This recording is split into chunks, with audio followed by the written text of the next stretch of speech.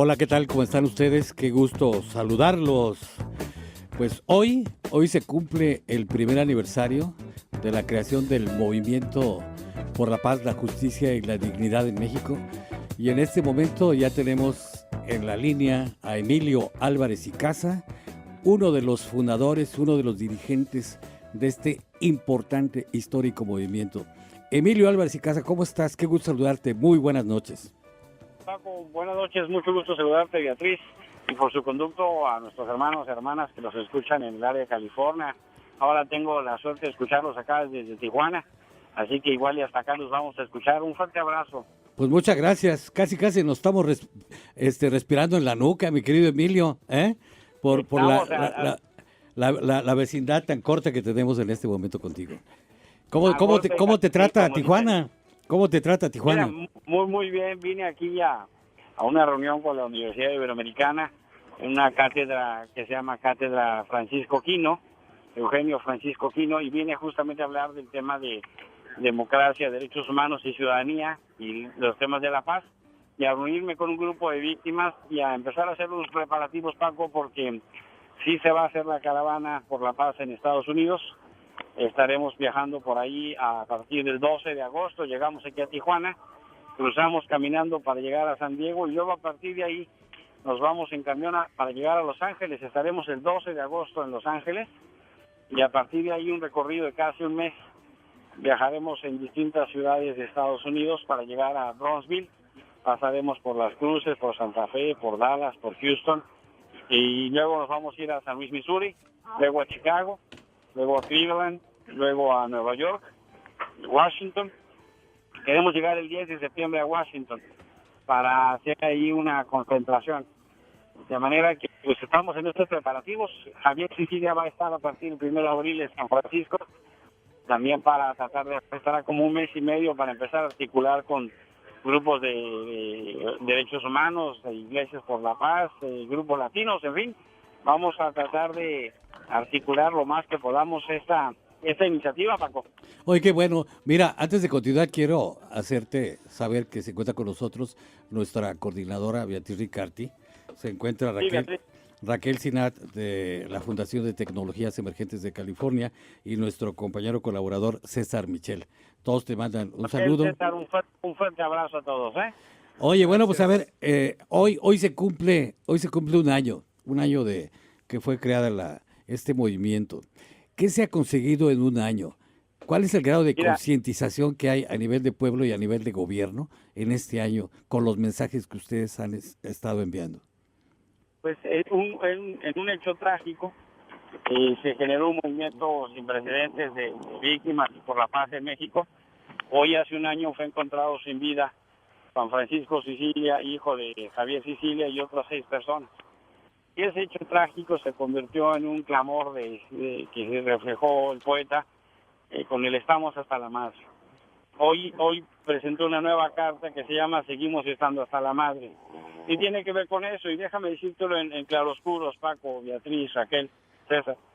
En esta idea en las luces, hemos avanzado en el cambio de entendimiento que este país tiene una guerra y que hay ya cerca de 60,000 muertos, que hay una deuda con las víctimas, que el gobierno federal y los gobiernos estatales no pueden eludir, por mucho que quieran llamarle daños colaterales o quieran voltear la vista a otro lado. Hoy se ha logrado tomar una conciencia de que se tiene una deuda grande y también hemos logrado algunos cambios en materia de leyes. Se ha empezado a construir y a aprobar la educación, bachillerato, el medio superior como obligatoria, con el presupuesto más grande en la historia. Se aprobó la ley 5 de junio de las guarderías para cuidar a la infancia. Desde hace 30 años se estaba pidiendo un registro de personas desaparecidas y por fin ya se aprobó esa ley. Estamos discutiendo ahorita una ley de víctimas. Cambiamos la discusión sobre la ley de seguridad nacional y estamos también revisando algunos mecanismos que si bien son débiles, pues fueron una primera respuesta como Províctima, una institución que busca atender a la deuda que se tiene con la gente. En las sombras, Paco, debo decirte que el tema que más preocupa es que la justicia sigue siendo una grande decepción. El caso de Javier Sicilia, que le dieron mucha importancia, todavía no tiene culpables. Hay detenidos, pero no hay culpables.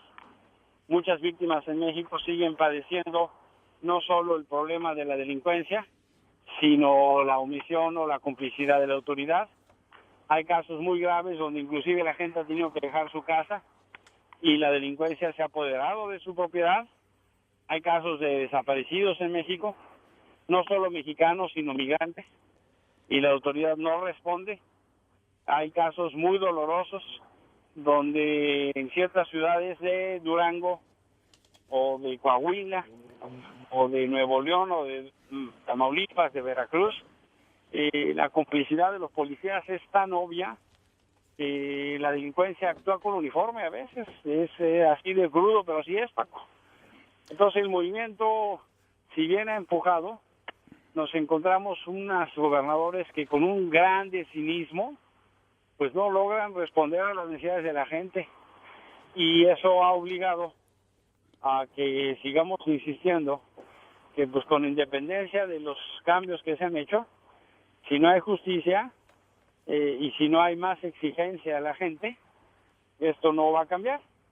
Y fíjate que sí te puedo decir que a diferencia de hace un año, Paco, una de las cosas que más importantes me parece es que hoy hay un movimiento de víctimas en distintos lugares en la República. Por ejemplo, en Monterrey se organizó un grupo de víctimas que se llama LUPA, Lucha por Amor, Verdad y Justicia, para exigir justicia para las personas desaparecidas. Está un grupo que se llama Guerrero hasta la Madre, está un grupo que se llama Jalapa por la Paz, o expresiones como Laguneros por la Paz o Juarenses por la Paz.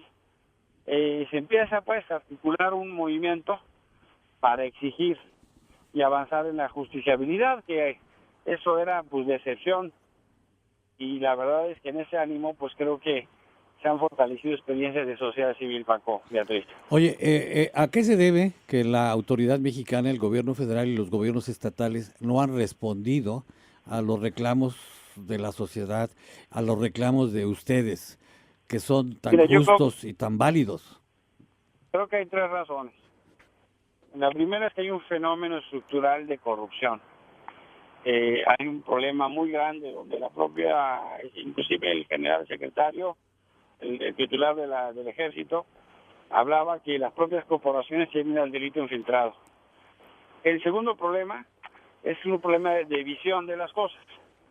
El presidente Calderón y su equipo y los gobernadores creen que el problema solo se va a arreglar por la fuerza, y sin darse cuenta que eso lo único que ha hecho es empeorar. Y el tercer problema tiene que ver con un fenómeno de un término de relación que todavía no tenemos una exigencia ciudadana. En muchos casos, lamentablemente, más que ciudadanos tenemos clientes. Hay un muy perverso sistema electoral que invierte mucho dinero. Las elecciones federales que hay ahorita en México y las elecciones en los 16 estados, incluido el Distrito Federal, van a costar, Paco, 24,000 millones de pesos solo de dinero público. Para que me entienda la gente que está en Estados Unidos, esos son como 2.300 millones de dólares. Es una bestialidad de dinero. Y son los recursos públicos, no te estoy hablando de recursos privados, Paco. Los recursos privados sabemos que se meten de manera ilegal. Entonces hay un clientelismo donde los partidos políticos se aprovechan de la necesidad y la pobreza de la gente. Luego, justamente por eso la gente tiene que emigrar, no porque quiera, sino porque no hay manera de sobrevivir. Y gasta el dinero en cualquier cantidad de pendejadas y corrupciones en las elecciones, que pues un poco ayudan, Paco. Oye, entonces, Emilio Álvarez y Casa, uno de los líderes del Movimiento por la Paz, la Justicia y la Dignidad, que hoy cumple un año. La diferencia entre hace un año y hoy en términos de violencia, ¿cuál es? Esencialmente que tenemos un movimiento de víctimas más fuerte, que tenemos una conciencia y un cambio de la narrativa, y que tenemos algunos instrumentos que empiezan a atender esta grande deuda que existe con las víctimas y con la sociedad. Oye, ahora tú dices del sistema electoral perverso. ¿De qué manera este malestar, esta preocupación, esta irritación que existe a nivel social, ¿cómo crees que se pueda traducir a nivel de resultados electorales?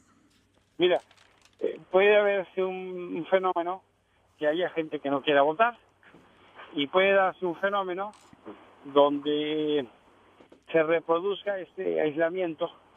El problema es que hay una crítica a los partidos políticos donde no se han deslindado claramente el uso indebido de los recursos. Yo soy de los que cree que este proceso puede servir para exigirle a los candidatos y luego pasarle la factura. No solamente, pero es una de las formas. Pero si no se genera una condición de respuesta, pues lo que va a pasar es que la gente va a buscar soluciones por fuera de los sistemas electorales. Y eso, pues lejos de fortalecer nuestra democracia, acentúa los conflictos. Oye, en días pasados tuvimos aquí a quien fue secretario particular de Luis Donaldo Colosio, y él nos decía que prácticamente México se encuentra en la última llamada de hacer cambios por la vía pacífica, porque si no, de lo contrario, pudiéramos nosotros estar involucrados en situaciones como las de países del Medio Oriente, donde la gente sale a las calles y trata de hacerse justicia por su propia mano, y hay una gran inestabilidad, una gran ingobernabilidad. ¿Cuál es la visión que tú tienes al respecto? Yo coincido con eso. Coincido con que si los gobernantes siguen viviendo en una burbuja, con altos sueldos y altos privilegios en un pueblo pobre, pues hay problemas serios. Mira, la mitad del territorio de México tiene un problema muy serio de sequía, Paco. En lugares como Durango, Zacatecas, hay una sequía, la peor desde 1941. El órgano de gobierno que hace la evaluación de la política social ya nos dijo que hay 52 millones de personas en pobreza y que en particular hay un problema severo de pobreza alimentaria. La sequía, Paco, va a dejar 2,5 millones más de personas con hambre. Cuando un pueblo tiene hambre, se pueden generar problemas.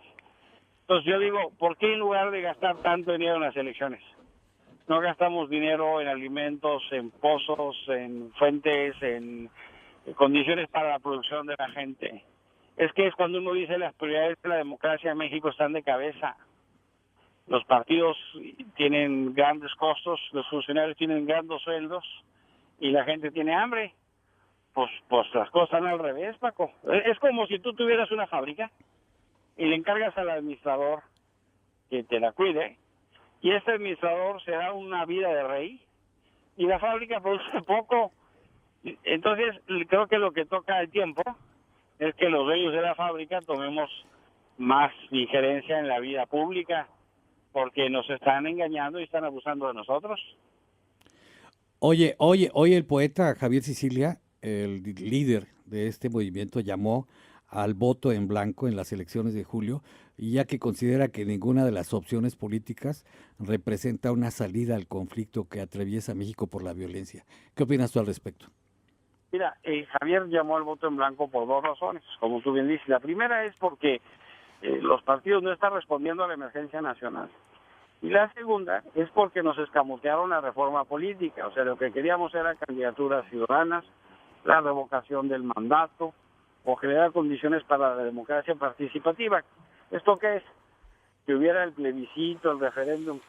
Y los partidos políticos, que a veces funcionan más como una poderosa partidocracia, se amañaron, o dicen en nuestra tierra, se amacullaron, ¿no? Y no permitieron que eso pasara. Entonces Javier está muy enojado y manda el mensaje de que esas cosas no deben de permitirse, y por eso externó la opinión del voto blanco. Y esa es una de las formas. El Movimiento por la Paz ha dicho que tiene pues una libre expresión para que cada quien haga lo que considere en los procesos electorales. Hubo quien ofreció a Javier candidaturas, Javier no las aceptó y cree que esta es una manera de exigencia. Yo tengo alguna distinta manera de pensar sobre el particular, pero entiendo perfectamente el punto de Javier, porque pedimos la reforma política y no la trabajaron. Pues Javier cree que hay que pasar una factura y un costo. Yo, en lo particular, creo que hay que buscar maneras de facturar a partir de votar. Pero bueno, todas estas posiciones caben en un movimiento tan plural y tan diverso como es el Movimiento por la Paz, Paco. Oye, ¿ustedes tienen proyectado reunirse con los aspirantes presidenciales para escuchar sus Estamos, propuestas? queremos hacer un diálogo para exigir, queremos construir en torno a exigencia a los candidatos. Eso lo queremos hacer en mayo. Vamos a ver si se prestan. Si no se prestan, pues vamos a ir a poner la mesa fuera de sus oficinas y hacerles una serie de preguntas públicas que queremos que nos respondan. No queremos que nos digan los qué ya lo sabemos. Queremos que nos respondan los cómo. ¿Cómo van a proteger a las víctimas? ¿Cómo van a tener policías profesionales? ¿Cómo van a custodiar a los corruptos? ¿Cómo van a regresar al ejército a los cuarteles? ¿Cómo van a generar una condición para que los partidos gasten menos? ¿Cómo van a hacer la reforma política? Es decir, no queremos que vengan a hacer sus promesas. Queremos que escuchen lo que tenemos que decir. Esos comos, si tú los sumas, dan como resultado el fin de la violencia y el inicio de una época de crecimiento, incluso económico, para enfrentar estas calamidades que vive nuestra nación ahora en una emergencia nacional. Oye, Absolutamente. Oye, volviendo al tema principal que tú dices de que van a iniciar una gira aquí por Estados Unidos, ¿cuál es la intención de llevar a cabo esta gira? Mira, lo que queremos es generar un diálogo entre sociedades, porque creemos que parte del problema del que vive México viene de Estados Unidos. Y queremos advertir también al público estadounidense que podemos trabajar juntos para resolver el problema. Queremos hacer saber que se necesita detener el tráfico ilegal de armas a México y que ya el presidente Obama tiene manera para hacer esos controles. Clinton lo hizo en su momento, Bush lo cambió, y que queremos el público que sepa que las armas que en Estados Unidos matan gente también la matan en México. Queremos también discutir sobre el cambio de la política de drogas en México. En Estados Unidos el paradigma es un paradigma distinto al de México. Entonces queremos, con experiencia de policías y de gentes de la ley de Estados Unidos que han trabajado para convencer al público, que nos acompañen para dar su testimonio de por qué es tan importante cambiar la política. Y queremos también advertir, el tema de la migración tiene que verse distinto, de manera que estos tres ejes, el tema de las armas, el tema de las drogas y el tema de la migración, con un enfoque de paz y hablando especialmente con víctimas de México y Estados Unidos, queremos ir a recorrer estos lugares. Queremos irnos a parar en Texas y Arizona, donde venden las armas de manera ilegal, para que sepan lo que están causando tanto dolor. Y que los aliados de Estados Unidos, que hay muchos, gente que trabaja por la paz, gente que trabaja contra la violencia, gente que trabaja por los derechos humanos, se sumen. Esta caravana sale el 12 de agosto de Tijuana para llegar el 10 de septiembre a Washington. Le vamos a llamar la Caravana por la Paz o de Peace Caravan, porque queremos justamente un enfoque binacional. Queremos que nos acompañe la gente de la cultura, la gente del arte, la gente del teatro, poetas. Es una iniciativa que no es de gobierno, no es de partidos, es ciudadana. Pues vamos a depender de los apoyos que nos quieran dar y de quien nos quiera recibir. La gente que recorra la caravana, pues es gente que nos podrá acompañar o un tramo, o solo en una ciudad, o solo en un cachito. De manera que pues, la idea es esa, Paco. Emilio, Que vayamos sumando.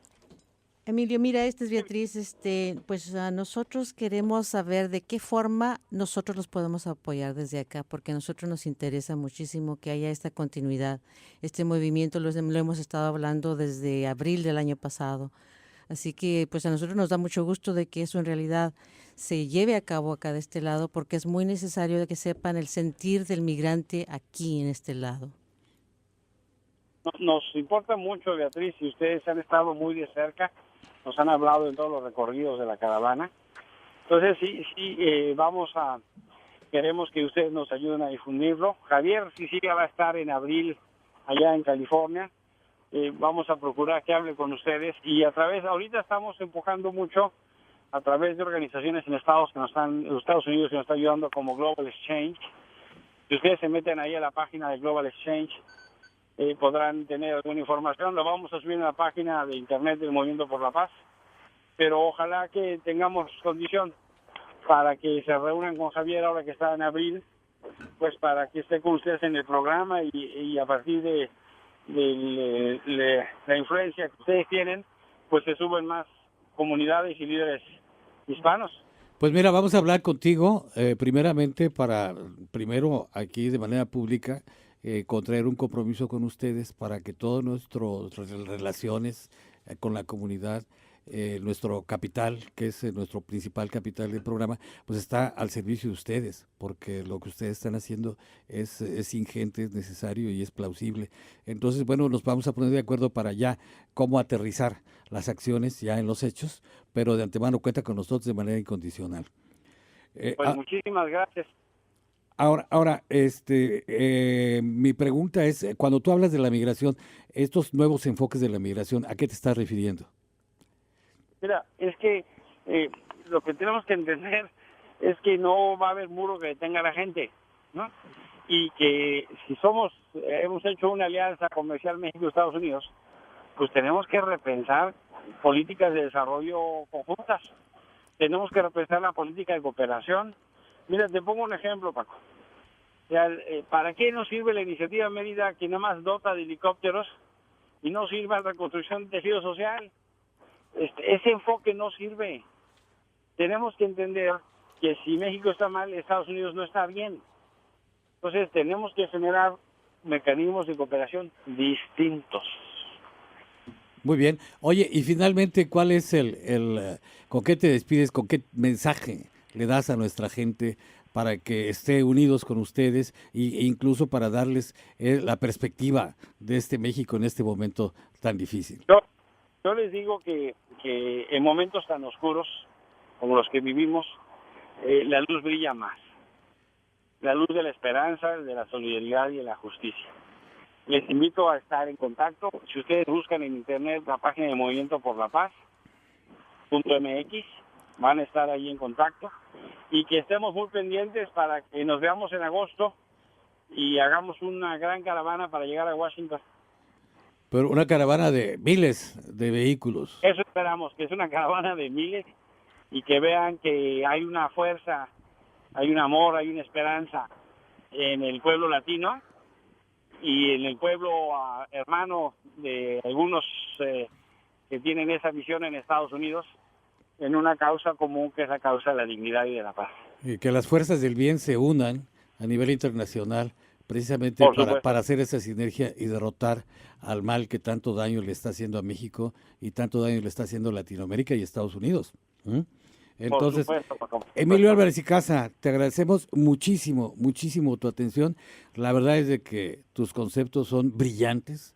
Me has dejado así perplejo, anonadado, como decimos allá en... No, gracias, de veras, eres muy amable, te mandamos un saludo y un abrazo. Muy gentil, Emilio Álvarez y Casa. Un abrazo fraterno. Igualmente, te mandamos un abrazo y sabes que puedes contar con nuestro apoyo incondicional. Gracias, Beatriz. Fuerte abrazo, ¿eh? Gracias. Igualmente, gracias. Emilio Álvarez y Casa, uno de los grandes líderes del Movimiento por la Paz, la Justicia y la Dignidad en México. Comentarios, mi querido Michelle, Raquel Sinat. Es impresionante cómo este movimiento ha ido atrayendo a todas esas personas que no tenían voz, cómo ha ido representando a todas esas personas y les ha dado esa interlocución a veces con los mismos órganos de gobierno. Es impresionante lo que el dolor bien canalizado puede lograr en una sociedad y cómo nos puede cambiar la forma de pensar. Y eso es lo que ellos están haciendo, ¿no? ¿Qué tipo de seguimiento o cuánta gente lo está siguiendo este movimiento? ¿Y cuáles son los grupos que los apoyan? Pues prácticamente es la sociedad civil en México. Pero como él lo dice, hay una falta de conciencia muy importante a nivel popular de todo de la trascendencia de este tipo de movimientos y que está cada vez creciendo, pero realmente tiene una fuerza moral impresionante. Yo no había visto en México la existencia de una organización con esta autoridad y fuerza moral como esta. ¿Por qué? Porque están defendiendo la causa de las víctimas de la violencia y están haciendo propuestas para terminar con la violencia, y no solamente eso, sino con las causas que dan origen a la violencia, como es la pobreza, como es la falta de oportunidades, como es mejorar la educación, como es mejorar las actividades productivas en el campo, y incluso las mismas actividades industriales y empresariales, ¿no? O sea, para todos. Es un movimiento muy importante y ha hecho propuestas, como él lo dijo, a nivel de que ya se han plasmado a nivel de leyes. Quedó una muy importante, que era la reforma política, para crear la figura del plebiscito, lo que le llaman aquí el recall, ¿no? De destituir a los malos gobernantes, pero bueno, pues los malos gobernantes se unieron para no dejar pasar esa iniciativa, pero de que están haciendo una gran conciencia a nivel nacional y a nivel internacional es muy importante. En muy corto tiempo. En el muy corto tiempo. Yo no veo en otra parte del mundo un movimiento de esta naturaleza, y sobre todo pacífico. Exactamente. Una de las cuestiones fundamentales es que ellos puedan lograr llevar esto sin el enfrentamiento que a veces el gobierno federal está haciendo entre los grupos de víctimas, ¿no? Anteriormente, después de los diálogos en Chapultepec, el gobierno federal de una o de otra manera los puso a enfrentarse a los grupos de víctimas, y ellos han ido saliendo adelante sin caer en esos enfrentamientos, han logrado ir repuntando, ¿no? Y va a ser muy importante lo que puedan hacer ellos en este segundo año. Sí, porque por ejemplo, todo el mundo ve la violencia. Hoy hubo tantos muertos, sí, pero detrás de una persona fallecida hay un ser humano, hay sueños, hay familias, hay hijos, hay madres, hay un drama, ¿sí? Y tú sumas esos dramas, y estamos hablando de que ya aquí se habló ayer de que la cifra de muertos por la violencia en México es de 150,000, cuando nosotros pues teníamos la creencia que eran más o menos 60,000. Estamos hablando, y lo dijo el secretario de la Defensa de Estados Unidos. Entonces estamos hablando de un problema de enormes proporciones humanas. Y no solamente eso, sino el que involucra también a los migrantes de Centroamérica que pasan por México, que son miles las personas fallecidas y los desaparecidos. 150,000 personas, Paco, ¿en cuánto tiempo? Pues desde que Felipe Calderón declaró la guerra al crimen organizado, 2006. 5 años. ¿Sí? 5 Sí. años. O sea que Entonces, eso sobre la presidencia. Sí, es algo que no solamente involucra a los mexicanos, involucra a las naciones latinoamericanas, fundamentalmente, ¿no? Pero han sido 60,000, ¿no? 60,000 muertos. No, ayer el secretario de la Defensa dijo que fueron 150,000. El secretario de la Defensa de Estados Unidos. Sí. Sí, es que esos son los dos datos que se están manejando. En México se hablaba de 48,000 a 60,000, y aquí se está manejando 150,000. Sí, Oye, eso es horrible. Es más que las guerras que hemos tenido en Afganistán y acá en Irak. Sí. Entonces te digo, es un fenómeno multinacional. Bastante. Porque en el crimen organizado están centroamericanos, están sudamericanos, están mexicanos, están de Estados Unidos, incluso algunos oficiales del gobierno de Estados Unidos ya involucrados.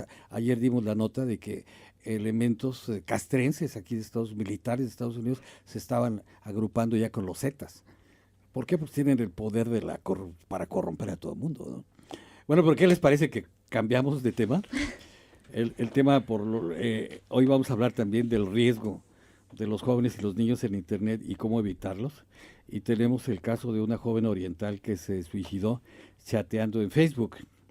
Y para ello tenemos aquí a nuestra colaboradora y especialista en tecnología de Internet, Raquel Sinar. Raquelito. Y bueno, pues aquí está César Michel.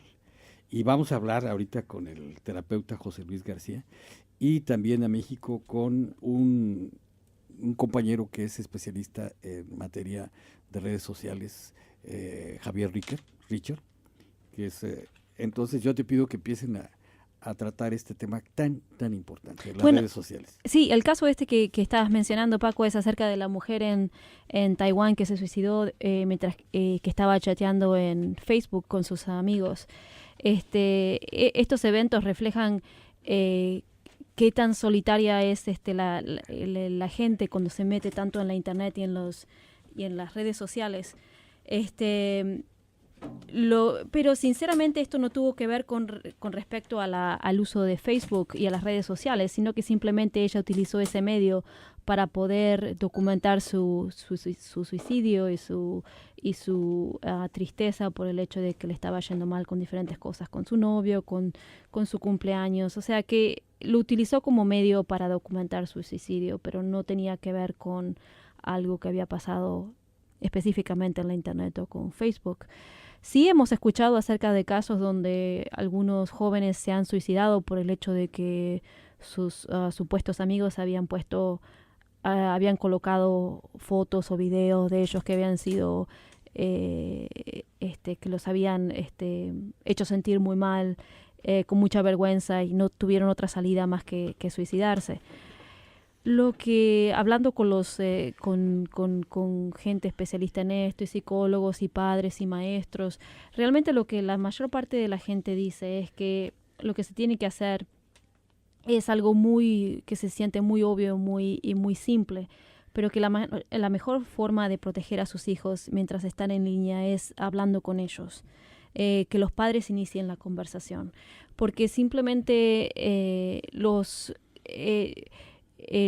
que estaba leyendo yo haciendo la investigación acerca de todos estos casos era que los jóvenes y los niños finalmente van a hacer lo que ellos quieran, porque siempre van a tener acceso a la internet, ya sea por un teléfono o por la computadora. Si no es en su casa, va a ser en otro lado.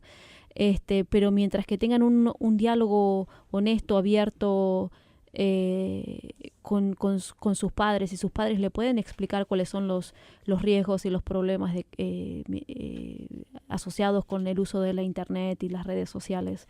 Es la única forma en que los chicos puedan tener un poquito más de conciencia. Para los niños que son un poco más chicos se pueden poner filtros o herramientas que controlen los contenidos o los sitios donde puedan ir. Pero generalmente para los jóvenes que son un poquito más grandes, ellos saben cómo cancelar esos filtros o las herramientas de monitoreo, así que no tienen mucho uso para controlar lo que ellos están haciendo. Hay un sitio que me encantaría compartir con nuestros oyentes, Paco. Adelante. Que se llama alertaenlinea.gov, G-O-V, chica. ¿Lo repites, por favor? Sí, se llama alertaenlinea.gov. Trae un montón de materiales para proteger a los niños en la internet. No solamente tiene guías bastante detalladas para los padres acerca de cómo charlar con sus hijos sobre el comportamiento en línea, sino que también tienen material para los chicos, para los niños, para que presten atención y que sepan lo que están haciendo en línea. Tienen un número también de artículos muy interesantes acerca de seguridad en la internet, y por supuesto todo esto está en español. Es muy claro, con un vocabulario muy simple, directo y muy útil.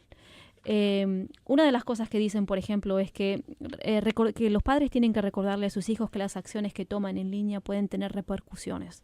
A veces los niños y también los jóvenes o los adolescentes no ven las consecuencias de las acciones, especialmente si es en la internet, porque no está la persona presente físicamente y no ve las repercusiones que pueden tener las acciones con esas personas.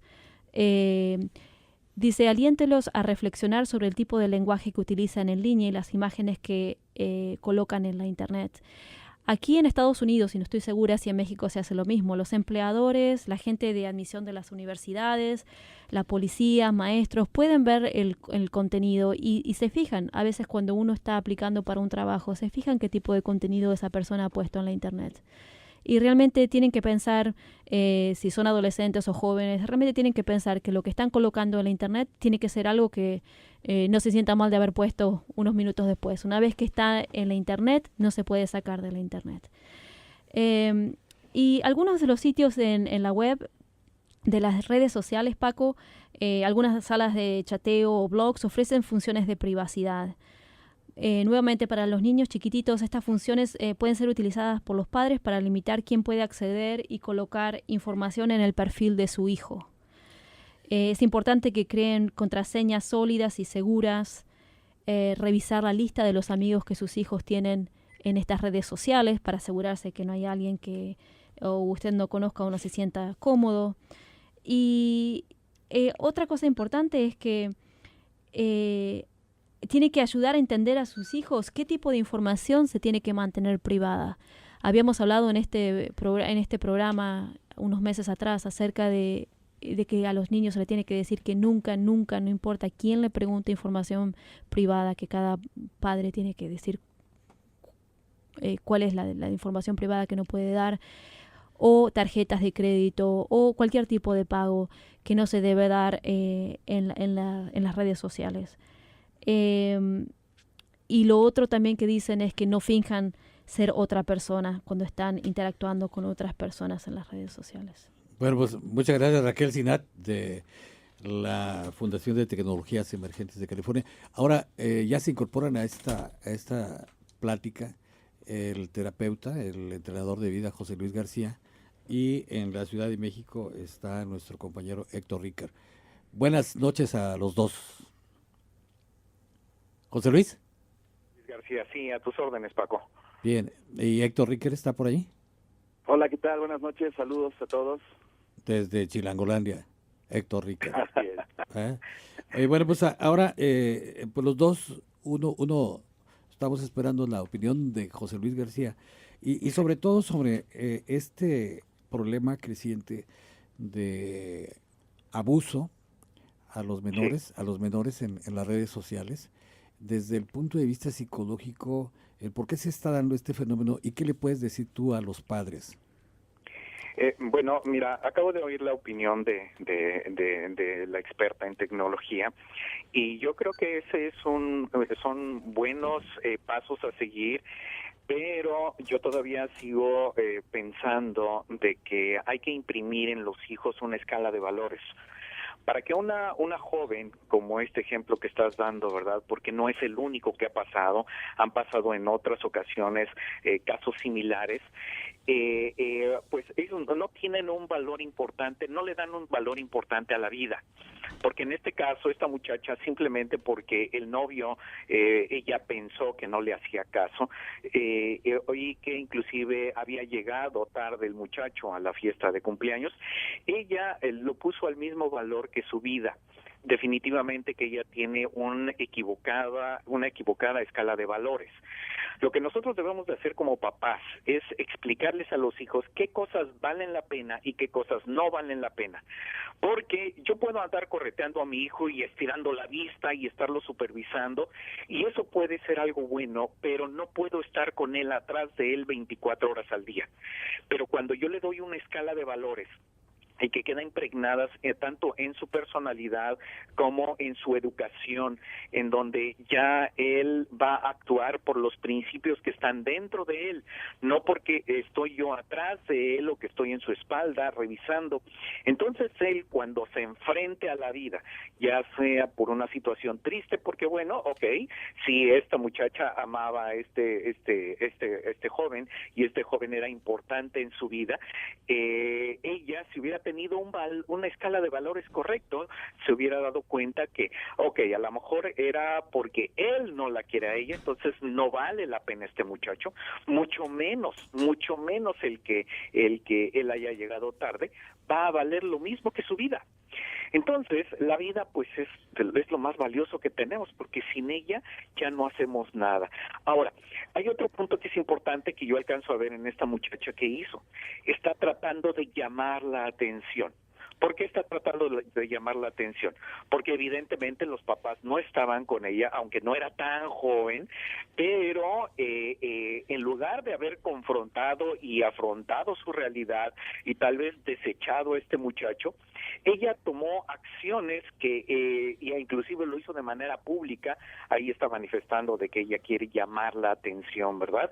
Pero de una manera tan drástica que, bueno, le costó la vida. Entonces, definitivamente que yo me atrevería a opinar que estas dos cosas vienen conjuntamente. Una escala de valores equivocada y la falta de principios, ¿verdad?, que tenía esta muchacha. ¿Cómo ves, Paco? Oye, yo lo que he leído es de que muchas personas que hacen uso de las redes sociales es porque están aislados de manera personal, están en soledad y tienen problemas incluso para relacionarse físicamente con el mundo exterior, ¿sí? Es cierto, completamente. Pero fíjate que eso también es una decisión propia. porque yo puedo decidir aislarme como también puedo decidir salir y convivir.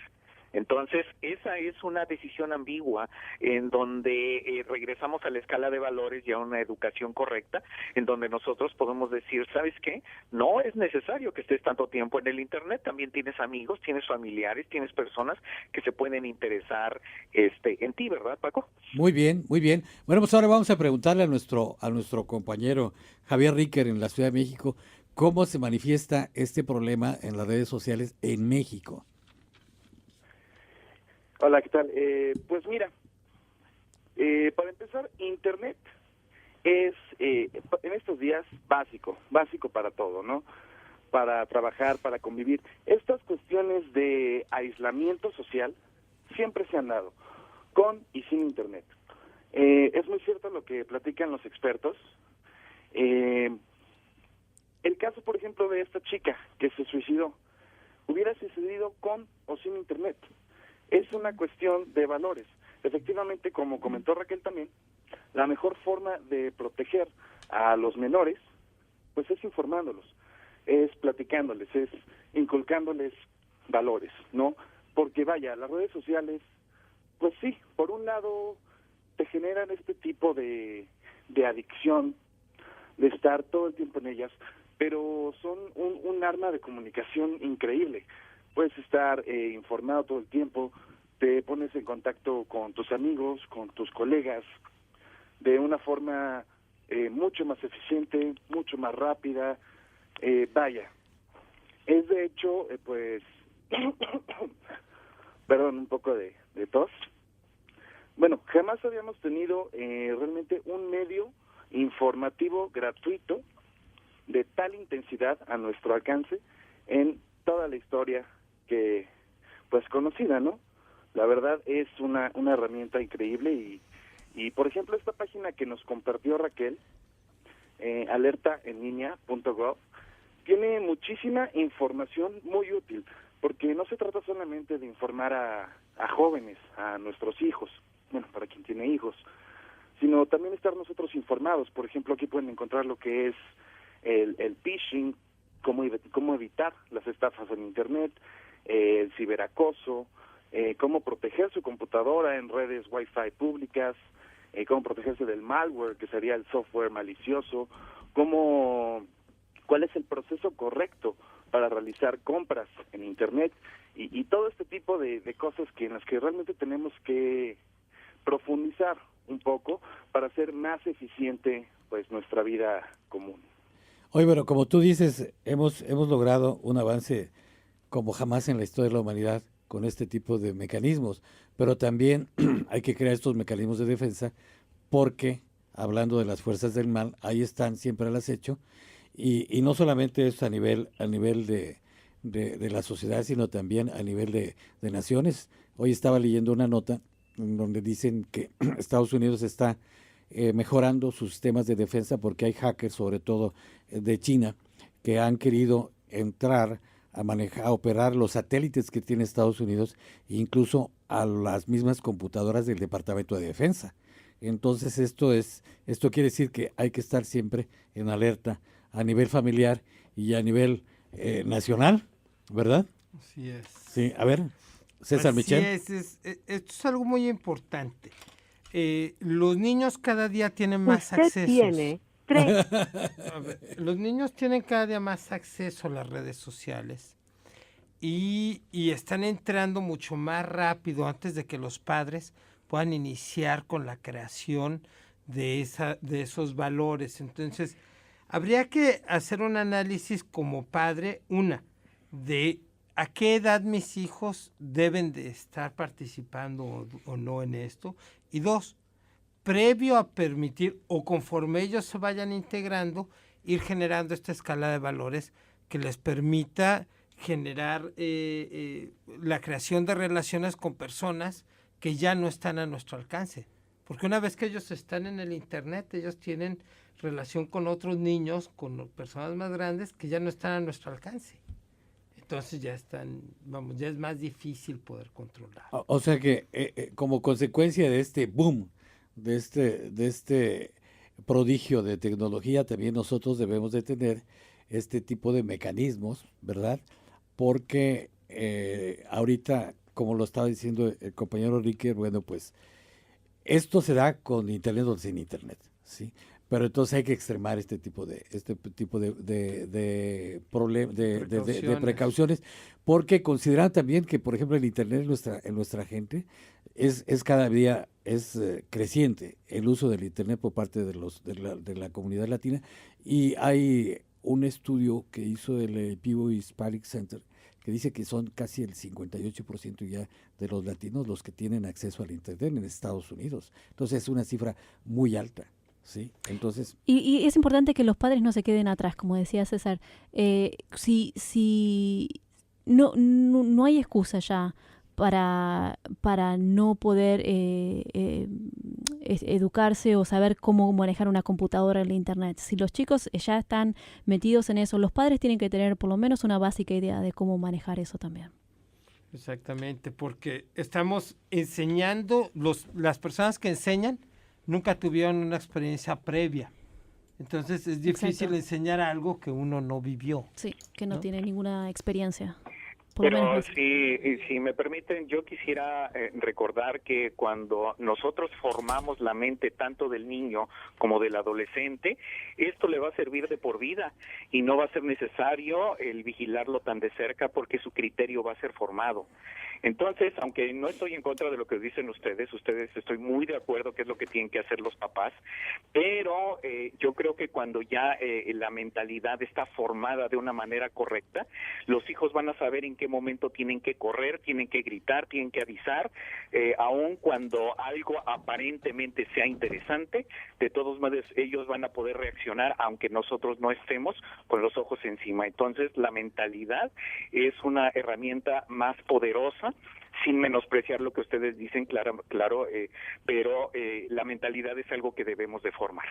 Bueno, hablando de redes sociales, les quiero comunicar que nosotros hace 3 semanas iniciamos nuestro espacio en Facebook y arrancamos con un promedio de visitas semanales de 500 y ahorita ya llevamos 900 por semana, cosa que les agradecemos. Felicidades. Hablando de eso, a ver, vamos a este promocional de nosotros. Nuestra gente. Los invitamos a participar con nosotros en las redes sociales. Síguenos en facebook.com/Nuestra Gente California. Facebook.com/Nuestra Gente California. Y en twitter.com/Nuestra Gente CA. Twitter.com/Nuestra Gente CA. Noticias, entrevistas, documentales, educación. Participa, comenta e infórmate. Nuestra Gente. Al servicio del pueblo latino de California. Continuamos. ¿Qué te parece, Raquel? ¿Qué te parece, Michelle?